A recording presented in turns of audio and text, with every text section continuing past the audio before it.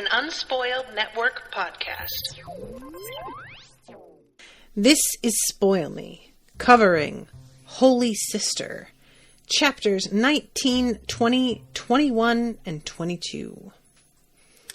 In these chapters, the battle truly has begun here. And it turns out that Sister Pan is a fucking OG with the power of like a nuclear bomb, practically. And I'm gonna miss her. Welcome to Spoil Me.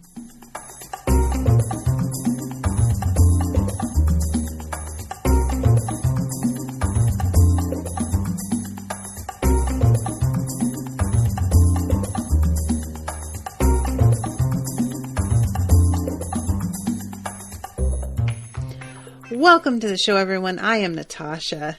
Thank you very much to Martin for commissioning this episode. Martin is here in the chat. What's up, Martin?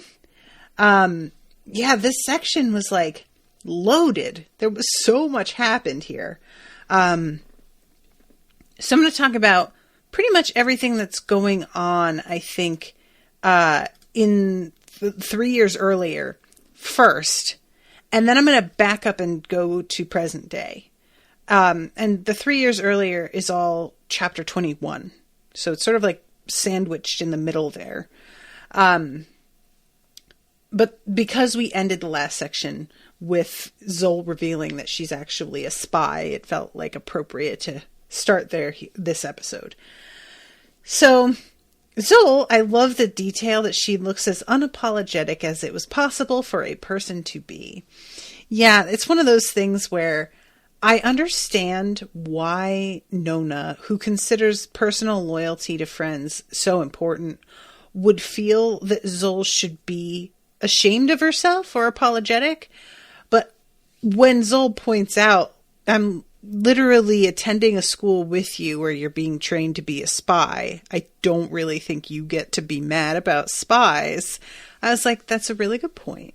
And also, while she may not have the personal loyalty to Nona due to their, like, sisterhood from Sweet Mercy, they have a bond that's strong enough that she's still on Nona's side, despite the fact that they are, I don't know if saying they're at odds is fair, because they aren't really. But they aren't sisters in the way that Nona thought. And yet Zola's still out here saving her life repeatedly and, having her back. So in some ways, I feel like that means more, and I think Nona will probably come to realize that once she sort of cools off. But at this point, she's still feeling rather resentful of this. And later on, we get a little bit of, saying information feels a little too strong. It's more that Nona shares her suspicions about something, and it feels right to me. And based on the way that Zol responds, I think that she was on the right track. We don't get confirmation on exactly what, but she asserts that Yisht was related to Zol somehow. That they were not only from the same tribe, but from the same bloodline. And she asks Zol directly who Yisht was to her. And Zol doesn't ever answer her. But I think Nona was on the right path there, and I'm curious what the relationship really was. And Nona even says, like, was she your mother? And I was like, oh my God, I really hope not, because that's really awful. If that's the case. So Tarkax, this was a little bit hard for me to follow. And I'm sort of coming to realize that I have really enjoyed this series, but the style of writing from this author feels a little bit slippery to me occasionally.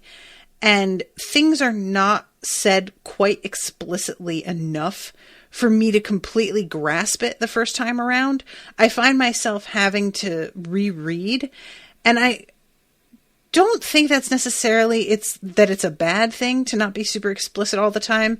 I enjoy some subtlety. I like being allowed to fill in blanks and draw my own conclusions. I think that the interpretation aspect of reading can be really fun. But then there are times where I feel like I drew a totally different conclusion from something. Not necessarily here, but in the past, I will realize, like, once Nona says something, that she interpreted the same sights and sounds that I was experiencing as a reader in a really different way. And I have to kind of retrace my steps to figure out why, because I evidently came away with the wrong understanding. And I just like kind of have come to that realization in this section that I reread probably more for this book or for this series than I do for a lot of other stuff that I cover. And like I said, it's not necessarily always a bad thing, but it can feel a little bit like I don't have as firm a grasp on the plot sometimes.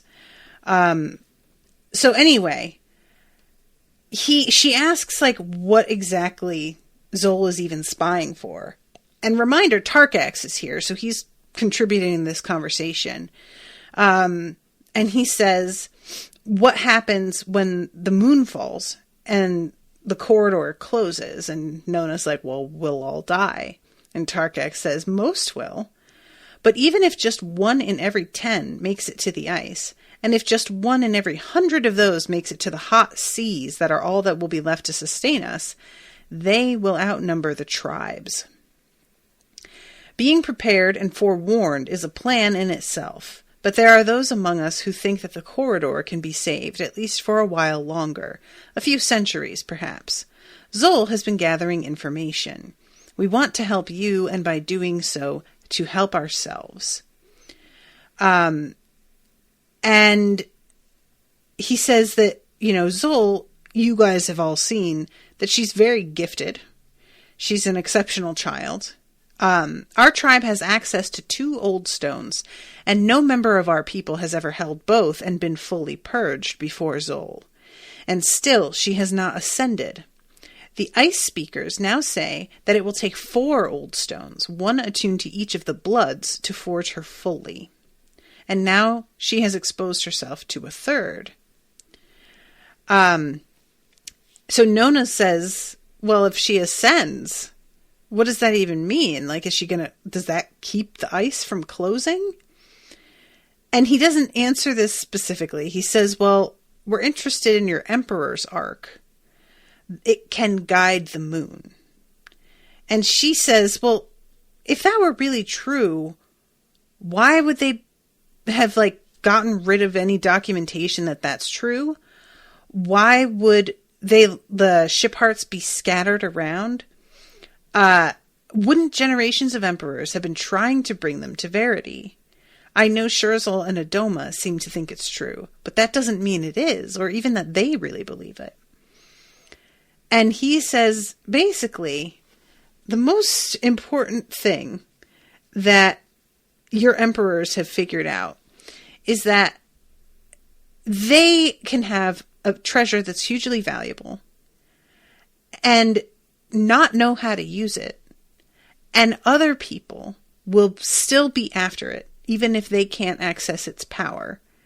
And people will come for it. So basically what he's saying is they got rid of documentation on purpose because while they don't know how to make use of the thing in the way that it needs to be functional, they don't want anyone coming to take it and figuring, it out for themselves. Which,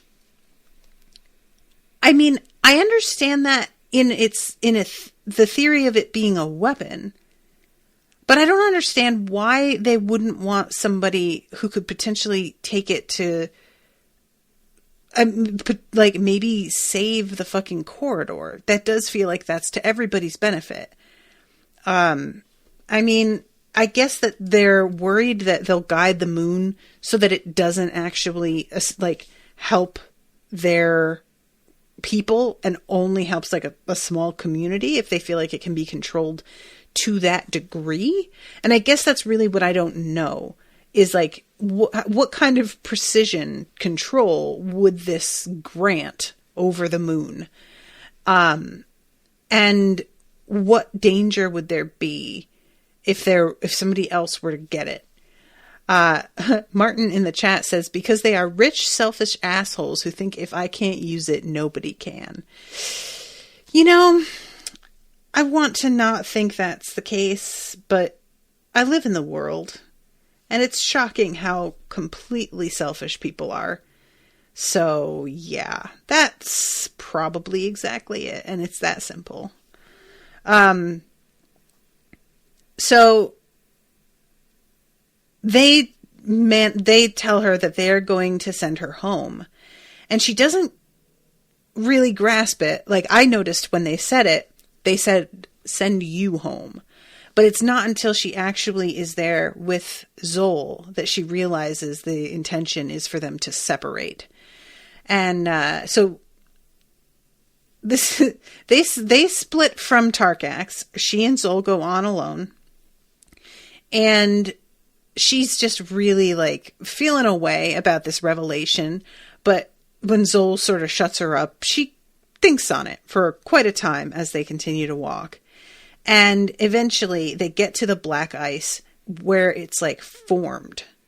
And Nona's really struck by how much more aggressive the vibe is here, because it was terrible where they were, but it seems much more concentrated here than it had been. And Zol is like, all right, we're going to have to climb down into this crack. And she carries Nona down. It is honestly, I can't get over how strong this bitch is. Like, what? So they climb down. It takes ages.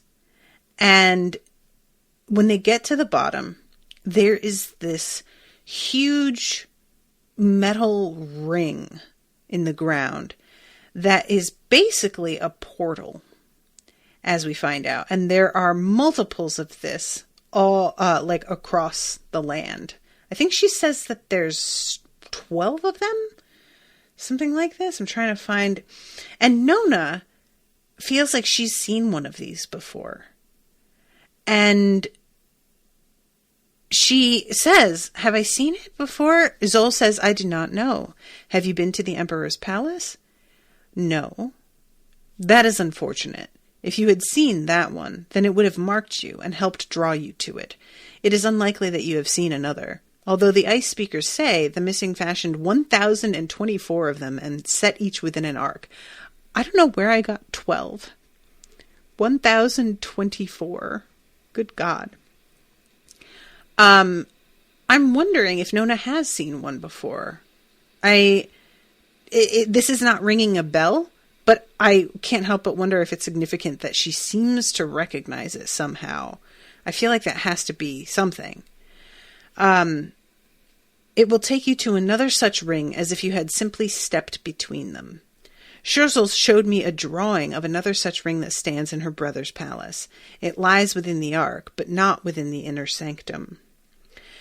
I found that really surprising. It lies within the ark, but not within the inner sanctum. I was expecting the ark to be the size of the ship heart, something you could just pick up and walk around with.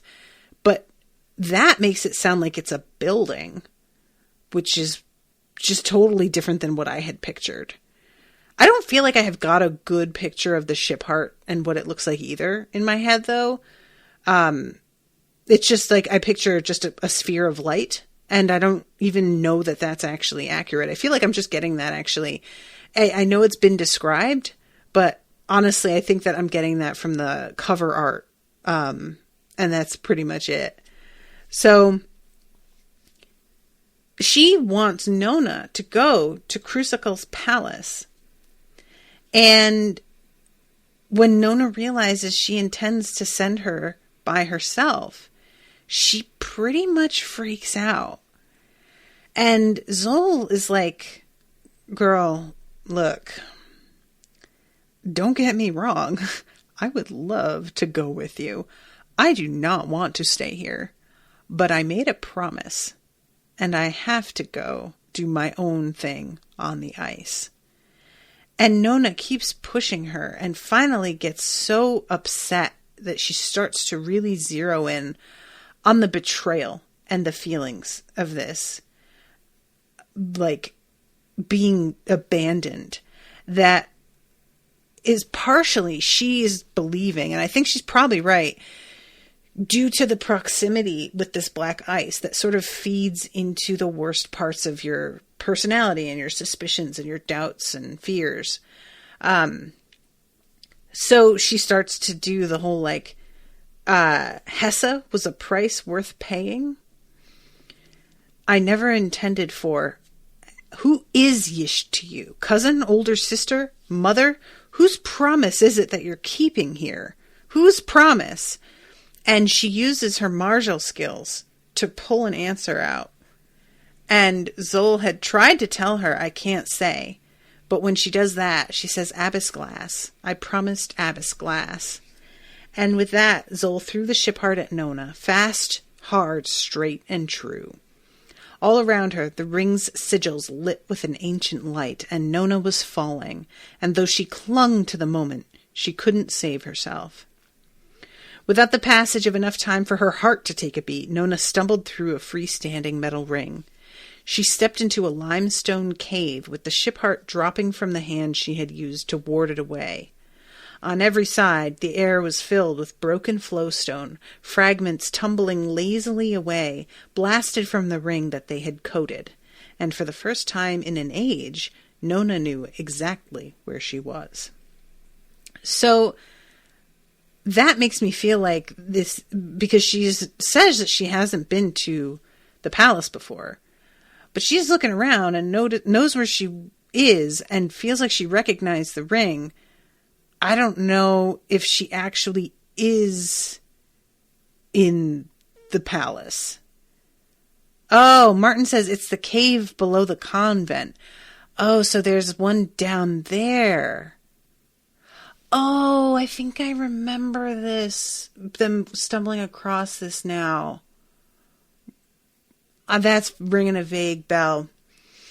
That's hard. It's hard when I cover things so far apart. Sometimes I'll totally forget stuff. But yeah, okay. I'm on board. I figured it. I got you. So yeah. Where they fought off the nightmare creature last book, says Martin. Yeah, what was it called? I always want to say Halberd, Harbinger. Someone with an H, I thought. Holothor, thank you. So that's the 3 years ago. We don't still know where Zol is now or what she's up to, but we finally get to see the moment of their parting, because that was my main question, was just like, what's Zol up to then? Because I had believed maybe she was dead during that battle due to the fact that she isn't with them at the convent anymore. So I hope that we get to see her soon. I hope that she was on some secret mission that will save the world. Fingers crossed. All right, so let's back up to chapter 19. And basically Nona here is like, okay, so Sister Kettle can go and tell Ara that she's going to be staying here. She doesn't want to deal with that. She winds up thinking to herself later, because she can feel through her thread bond with Ara the tug of anger and frustration, because Ara has found out that she's meant to stay and is not reacting well to that news. And Nona has consciously tried to shut off the connection a little bit between them, because she has realized that she wants to have a relationship with Ara, and she's worried because it was easy for her to get involved with Regal because they weren't friends, so she could just jump in and out of that, and it didn't feel like she was really risking anything. But now that there's a whole thing with Ara, and she genuinely cares about her and has a friendship already, she's a lot more worried that this is going to result in a loss of the relationship altogether, the friendship as well. And I'm really excited about this. I kind of liked the idea of the two of them becoming a couple from the start and had put it out there like vaguely. And I really hope that that is where things end up. And I like that idea a lot, and I'm excited about it. So this is, as they're preparing to leave the convent and head out, Sister Pan is like basically hopping into the back seat of the car and closing the door and locking it and not letting anybody drag her out. I really enjoy Abbess Wheel, who I think has a lot of affection for Sister Pan, and she is just freaking out at the idea that this 100-year-old woman is going to try and come into battle with them. And Sister Pan says, "I've got a few tricks left in me yet." Nona agreed with Wheel. Sister Pan walked at a shuffle. Her eyesight was poor. There was no doubt that Pan knew everything there was to know about the path, but not once in all her time at Sweet Mercy had Nona ever seen her so much as touch the path. Well, funny story, Nona. We'll get there. So, the Sister Wheel, or Abbess Wheel, eventually gives her like a direct order, and Pan is just like, "That's cute. No, I'm doing what I want." And that's sort of it. That has a real like Ron Swanson energy to it. So they head out, and everybody is super nervous. I like it. There's a real vibe here of everyone knowing that this day was going to come eventually, and them all thinking that it was just going to take a lot longer to get here. Which, when you're dealing with something like this, I can imagine it being that way. That the eventual confrontation feels like this sort of distant day in your mind, and once it's upon you, you can't believe how quickly it's happening. Even if it's been years, it's been building up to. It feels like, but there should still be more time left, you know? This is true of, like, people dying as well. Somebody can be unwell, and you know that there is a death sentence hanging over them for a long time, and then they will die. And sometimes you're like, they were suffering, and, you know, I'm glad that they're at peace finally. But sometimes you're like, that was too fast. I still didn't have enough time, you know? So there's so many people that Sweet Mercy has been training that have left long before. And so the people who are remaining are not as strong or as well trained, just very young in some cases. Wheel's force of Red Sisters was limited to Sisters Tallow, Iron, and Rock. Sister Pan was their only mystic sister, and where the others might be, no one could say.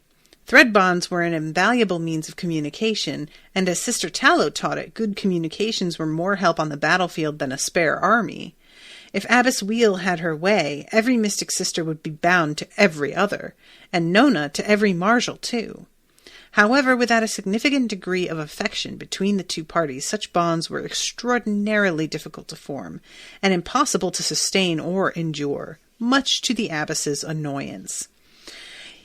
I appreciate that being mentioned specifically. I knew this pretty much already, but I like it being said because it can feel like, well, if they can do it, then just do that. It's just thread bond and you could just talk, you know? And I appreciate being reminded that it's super difficult. And the fact that Nona has this with a couple people is actually like, you know, it doesn't seem like this is that common.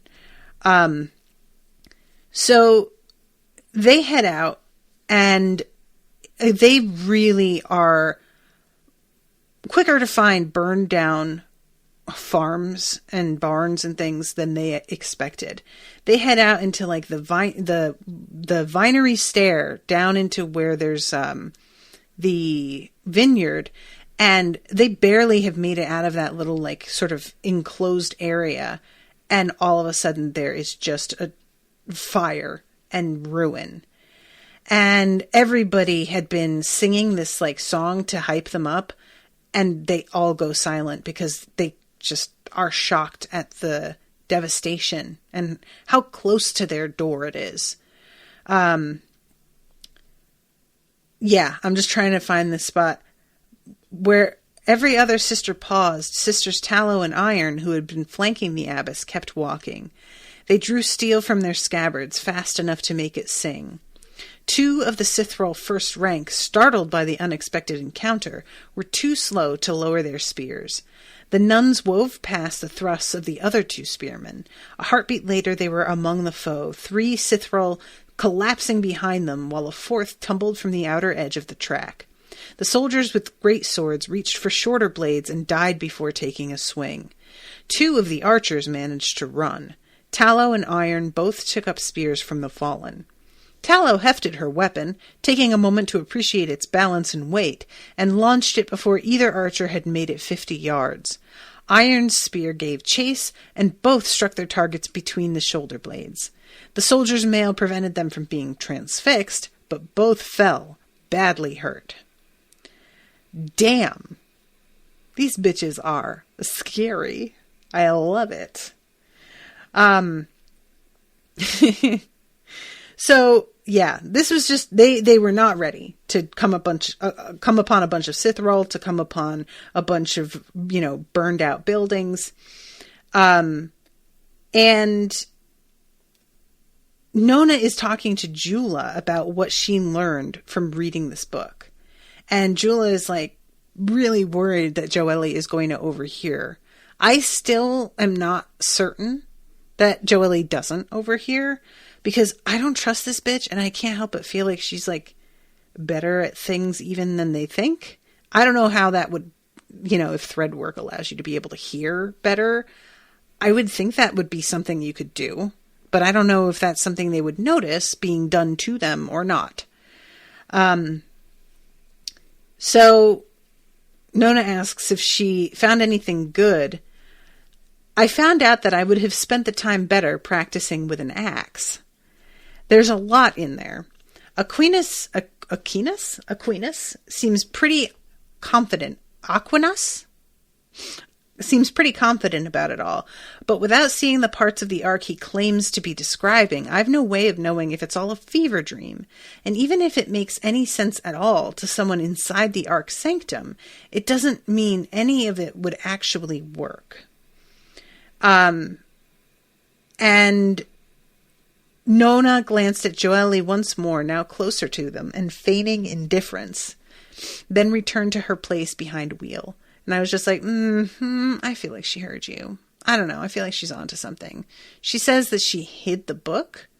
And I just feel like I wouldn't be surprised if in the midst of this fucking battle, Joelle doubles back and tears the place apart to find this book.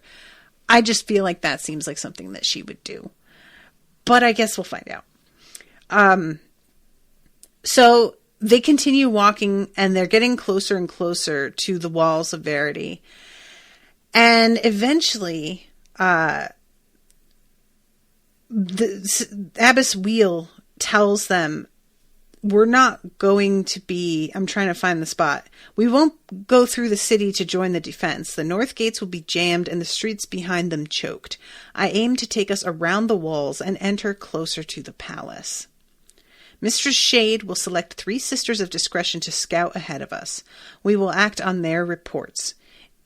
If need be, the defenders on the wall will bring us over with ropes. So, Nona, Kettle, and Needle are the ones that head out to scout ahead. And it's really a super tense moment. I was honestly not confident that all 3 of them would make it back, and they do. But I sort of thought this might be it, where people begin to get picked off. So they head out to, and Kettle is doing her shadow weaving and is super impressive. And Nona's really it's sort of hammered home as she's traveling under Kettle's protection, how good Kettle is at this, and how Nona thought that she kind of had an idea how this works, but as she's actually doing it, the practical experience of it is different, and she's realizing that she has not got a clue in comparison to Kettle, that all of this woman's experience is truly just crucial. And also, it turns out that Kettle can speak Sithrall, so she can cover for them if they run into others, which eventually they specifically go and bust in on everything. So that turns out to be like convenient, but also not, because it was super dangerous and actually a trap, but we'll get there. So they find this tree and they send Nona up the tree because she's not wearing armor. Her whole bit, if they run into Sithral, is that they're going to pretend she's super injured. And that way, she's a little bit more maneuverable and dexterous. And she's the one that they wind up sending up the tree. And there's already a scout sitting in the tree at the very top. And Nona climbs up and uses her flaw blades to cut the top of the tree off so that that person just goes plummeting to earth. Which I found really funny, and like, I feel bad, but I do find it really funny. It's amazing to me also that this person doesn't sense Nona climbing underneath them, because I would think that shit would be shaking like crazy. But Nona does specifically say that it's like the tallest tree around, and it's in an exposed area, so the wind makes it move a fair amount already. So maybe that's why. So she heads up there and gets to the top, cuts the other person down. And then she looks out, and it's so much worse than she ever anticipated. It says, I'm trying to find the exact spot because it's like something about how her fear is truly like, here it is. True fear gripped her for the first time that day. Skill couldn't prevail against such numbers. A red sister might cut down 50 of the foe, only to find 500 more throwing themselves at her. Gazing at the ocean of humanity stretching out to the east, Nona at last understood the enormity of the threat. This tide would wash across Verity and not stop until it reached the Marne Sea. Her friends, every novice, every nun, would die. They stood no chance. None. The line of attack lay to the east. Rows of war machines hurled their missiles, siege towers rumbled forward, and ground forces surged toward the walls, carrying long ladders and grapple chains borne by garrants huge enough to throw them over the ramparts. A great majority of Adama's force held back, though, marshaled in ordered ranks before acres given over to their accommodation and enclosed within rough stockade walls. A second city had sprung up, this one of tents, an endless patchwork of canvas and hide speckled with flags of many colors. Nona saw the signs of industry. Smoke from iron chimneys where weapons and armor were being repaired, horses reshod, swords sharpened. Siege machines not yet committed to battle hulked like giant beasts recumbent amid the ant swarm of foot soldiers. Elsewhere, horses in greater numbers than she had ever seen before milled in their pens, herds of them, even though the main strength of the Sithral came to battle on their own legs. The wind carried their stench to her, more ripe even than Verity's, the sewage of men and animals in their tens of thousands, perhaps 100,000 and more, the stink of 1,000 cook fires and 1,000 latrines. Yeah, that sounds brutal.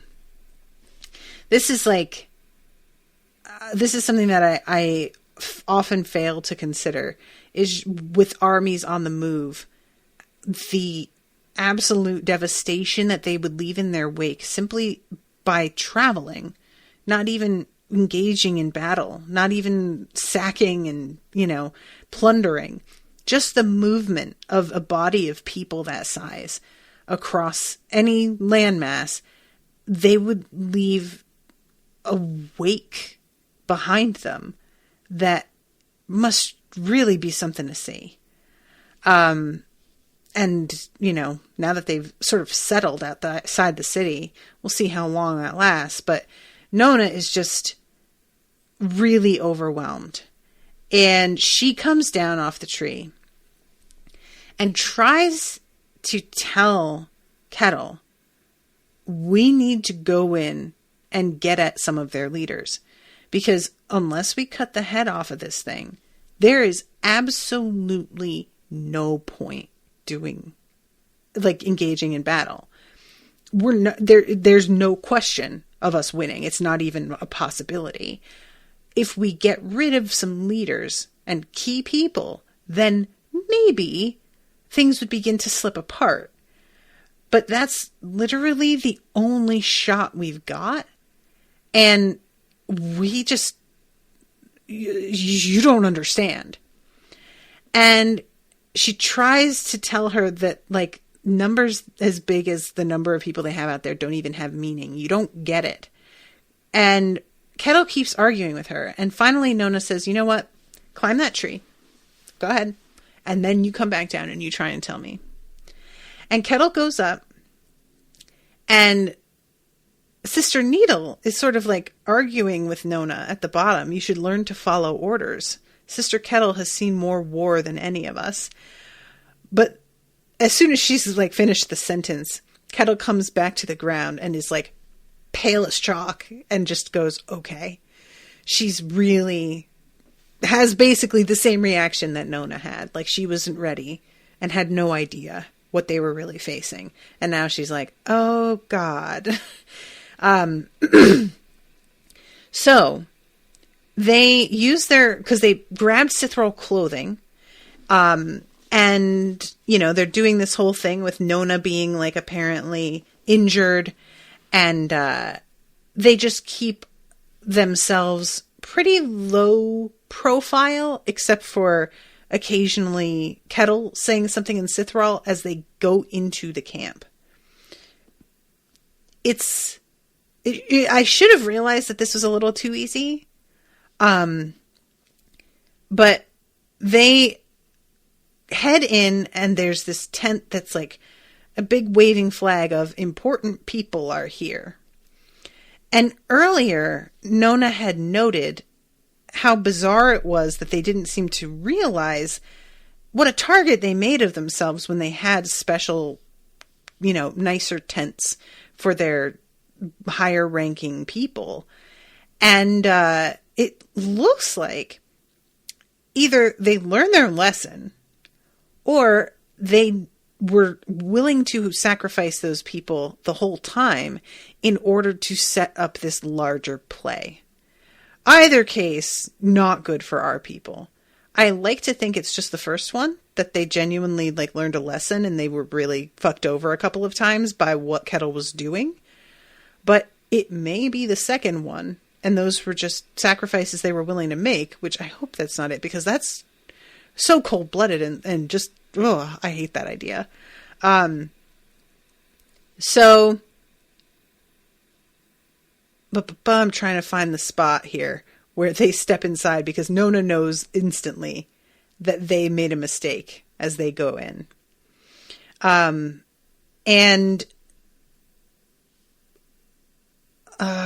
Oh, right. I had forgotten that there was this whole thing with trying to find the siege tower. She had selected a pot that had already been hefted into a catapult. The top of the pot was shielded from the wind by a perforated copper housing, and the wick within had just been lit.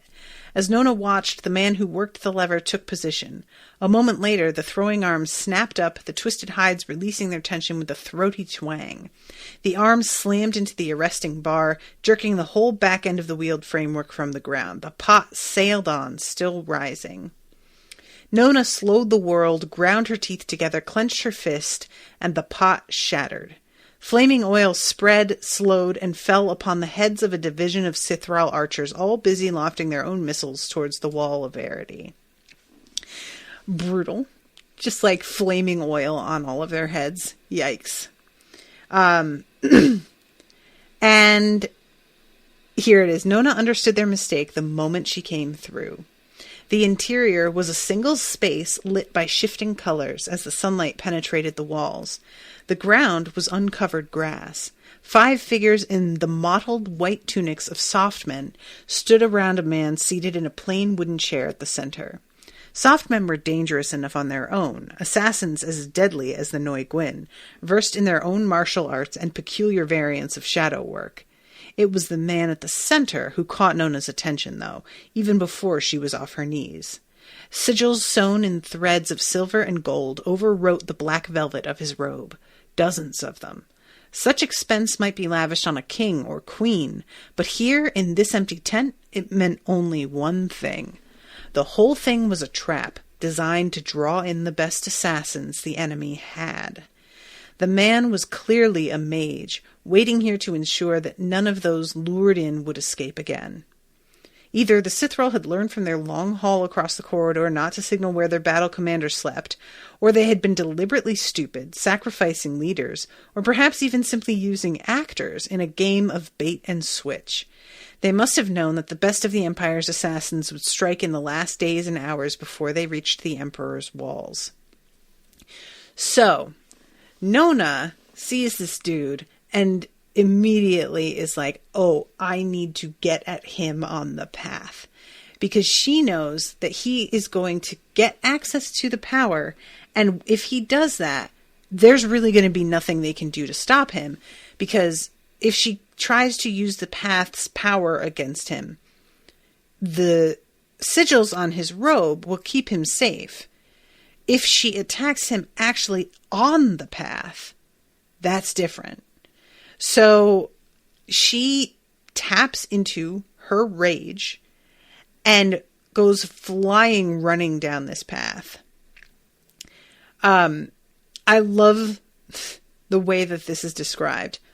Nona saw the path with new clarity, finding it wide beneath her feet, though in truth it was no more beneath her than it was above. The path was a mountain river, an avalanche, a lightning bolt, all in one.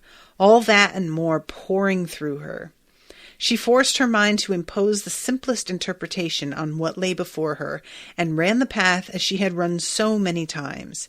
At each stride, boundless energy swelled inside her. She felt the fierceness of its gift start to fray her mind, start to unravel every fiber of her being. So, because their path isn't actually like really linear the way that it looks, she can basically be like, he's right in front of me, and then he is, because there's no beginning or end or anything to it. So he's wherever, right near her. And when he looks up and sees her, he looks terrified because he knows immediately the danger that he's in when he sees her. Sister Pan had apparently compared this sort of what she calls, I'm trying to find the description, like there's a word for this kind of like battle, this duel, and she described it as basically fighting on a tightrope. That like, yeah, it'll be easy to throw somebody off it, but there is almost no way you throw them off and you don't also go flying off.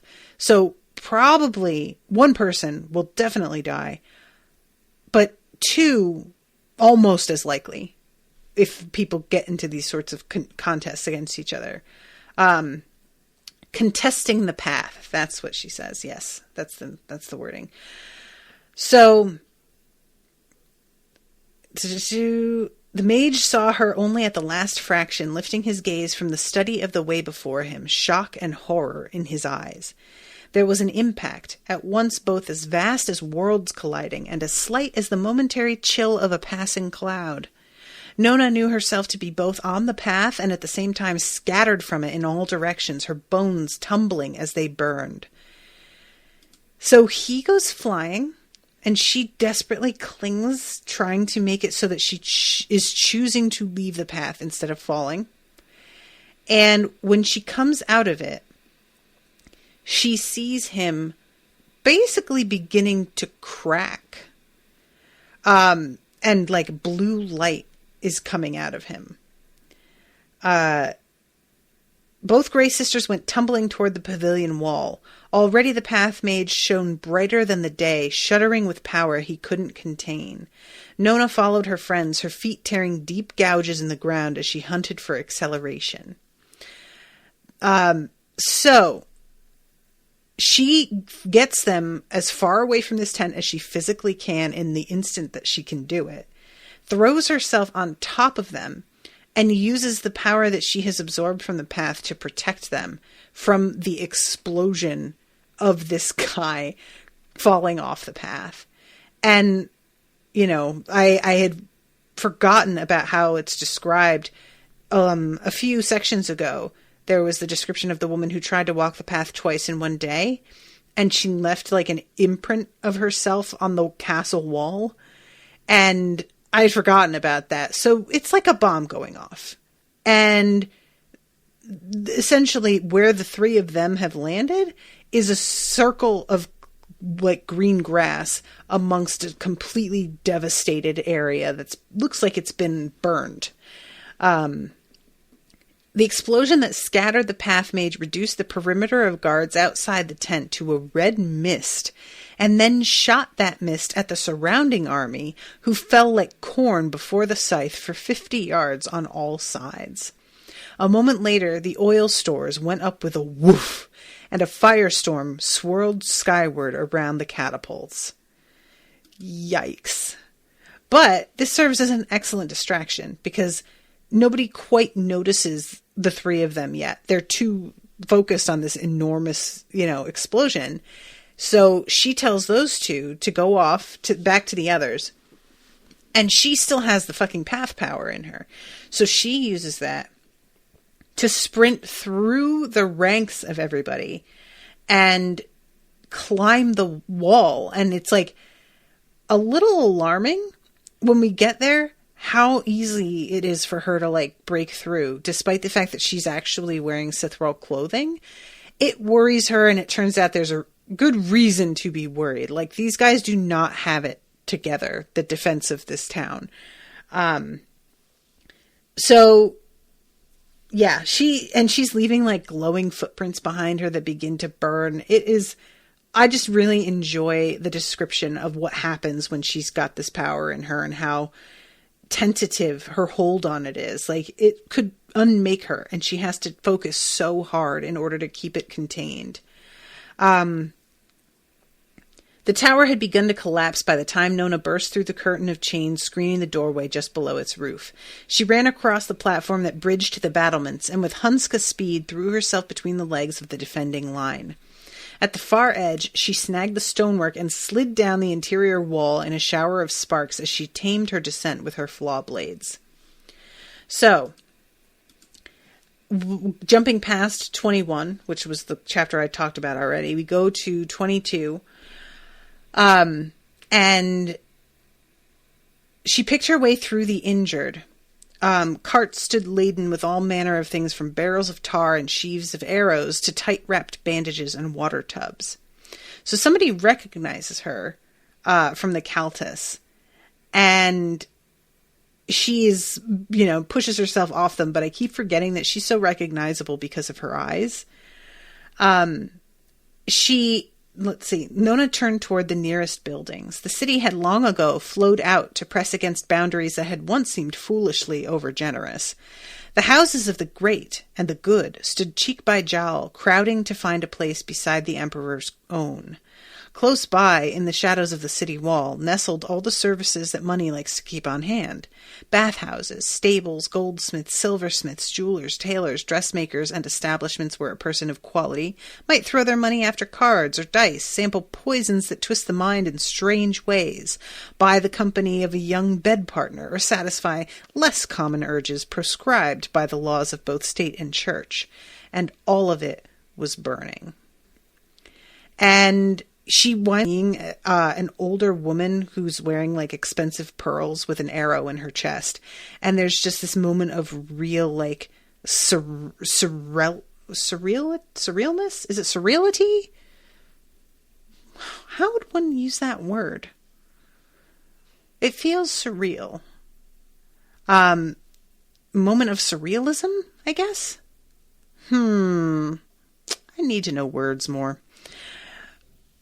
But it's a moment where just the realization that the battle has already reached people that really felt safe, that everybody assumed would be out of harm's way. And I remember this feeling. I don't know if you guys have ever seen the movie Hotel Rwanda, but it's based on a true story about the Sunnis and Tutsis. Is that who it is? who are fighting these two different factions in Rwanda, and it was this massacre. It was horrific. And the film, there are huge areas that were attacked that just look like suburbs of the United States. Like it looks very familiar. And the camera goes through and shows these suburbs, and there are just bodies on the front lawns. And these people just living their lives, and they have jobs and are pulled out of their homes and executed on their front lawns. And there's nothing anybody can do to stop these people. And I remember how much of a gut punch it was for me when I saw that movie to see a place that, in my mind, a suburb is as far away from the idea of like war zone as you can get. And seeing it be littered with bodies in this way that felt so indiscriminate. You know, that's the sort of thing you expect to see on a battlefield. You don't think that's coming for people's homes. And it just hit so close to where I lived that it was really disturbing in a way that a lot of other things I've watched that, you know, well, there's more deaths or more destruction, but this got to me in a way that those didn't.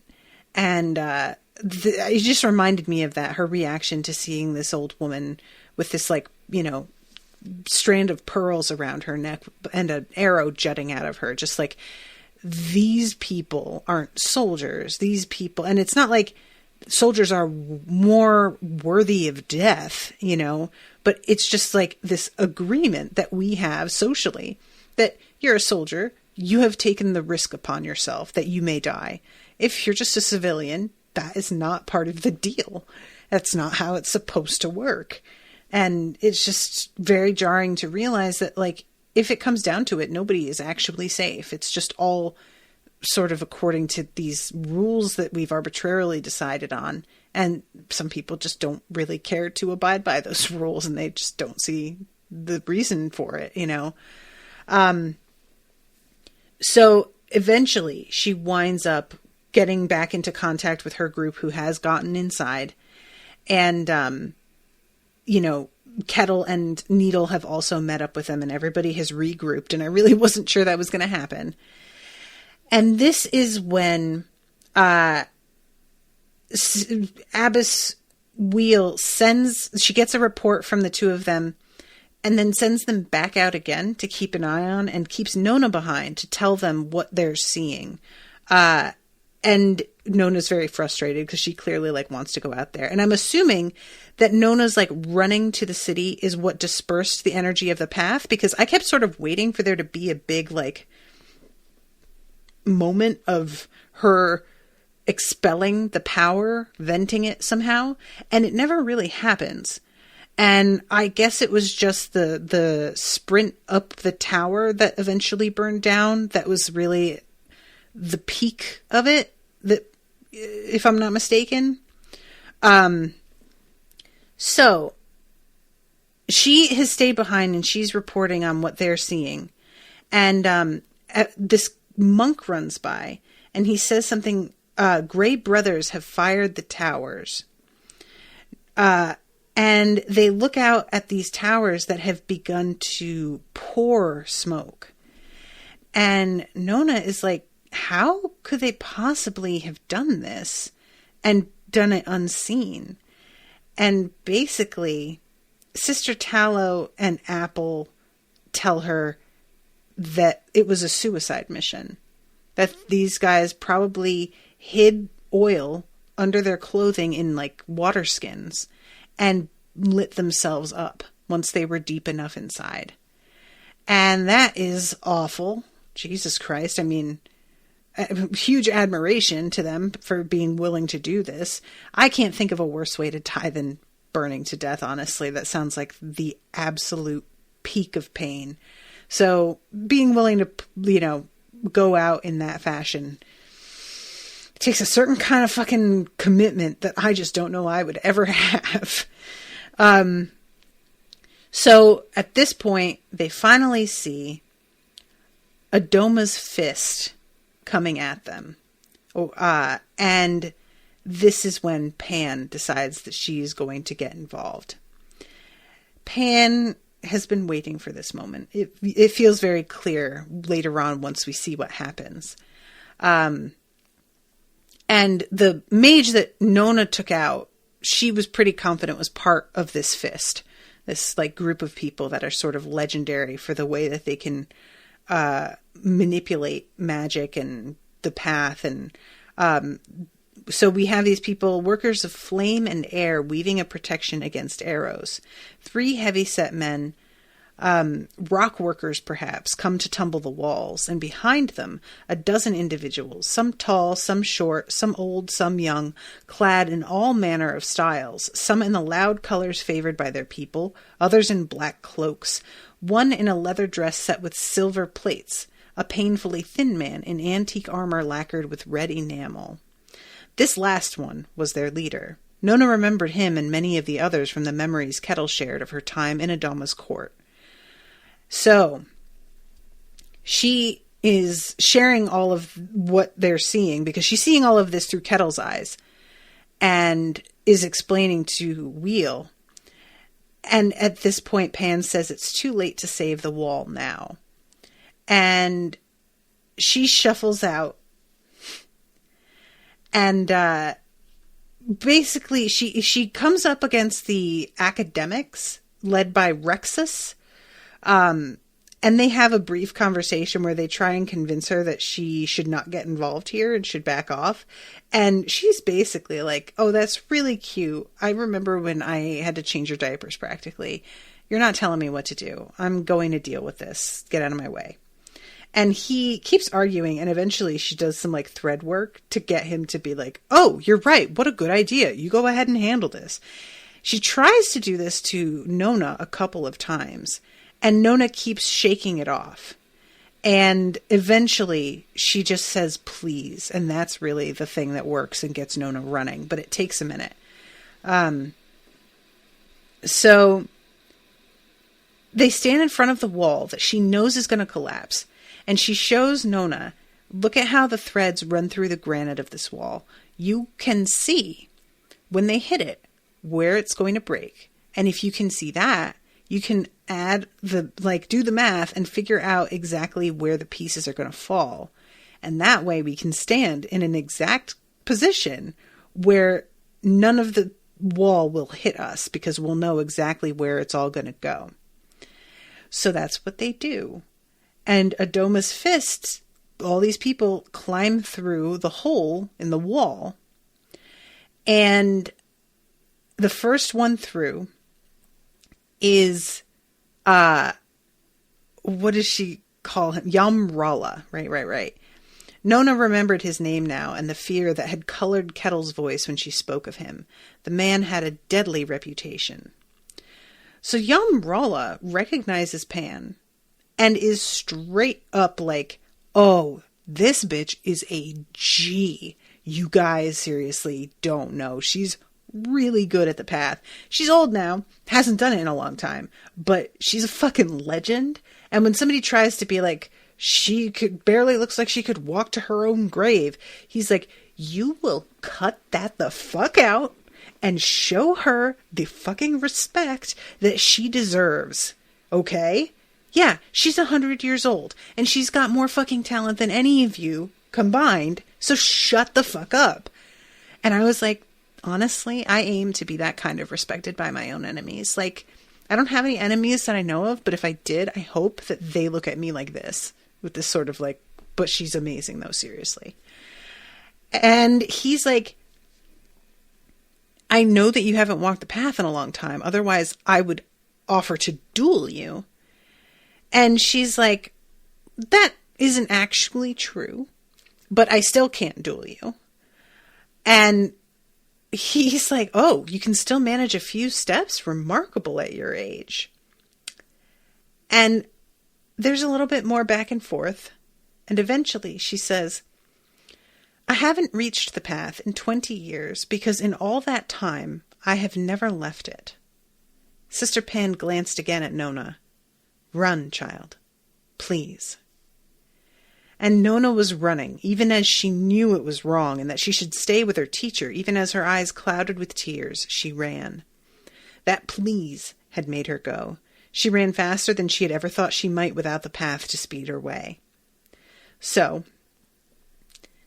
Sister Pan had walked on the path in glory all this time, knowing that to leave would be the end of her. That single step from the path sent shock waves through the world. Waves that would ride the threadscape around the entirety of Abbott's globe. There would be no Quantal, not even an ice triber at the edge of some distant hot sea near the planet's pole, who would not know that something great had fallen. So Nona gets tossed down the fucking length of the street, lifted up and thrown. She does wind up okay, but when she turns around and looks, there's this just smoking trench. And that is the end of the chapter. And I was just like, oh, damn. Pan isn't able to control the power, but she's able to at least push it in a general direction. So it goes out toward the army instead of just exploding in a circle outward like it did when the guy exploded at the camp. So it's sort of a fan shape. And I really hope that she managed to take out a bunch of this giant fucking army, but I guess we'll have to wait and see. Yikes. I mean, the wall's already broken down anyway, so I don't know what good that even does in the end, but we'll have to see. So I'm going to have to wrap up. I'm over time, but this is very exciting, and I will miss Sister Pan, and she's a badass. Goddamn, I had no idea. And neither did anybody, I think. So thank you, Martin, for commissioning this. This has been really fun. And I hope that you guys are enjoying the coverage. And I will be seeing you again soon. Oh, Martin says, did you see my note about the next episode?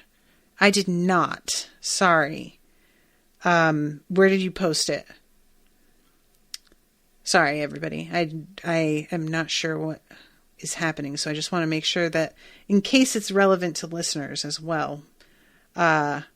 He says, when I booked it. Let me see. Boo. January 5th is the next one. January 5th, January 12th. Oh, there's two for January 12th, it looks like. Is that the problem? Or maybe she just made a mistake here with creating these. Well, we'll get it figured out. I didn't see the note, but I will double check it. So, all right, guys, I'm going to wrap. Thank you again so much for listening. And I will see you soon with a new one. Until then, toodaloo, motherfuckers.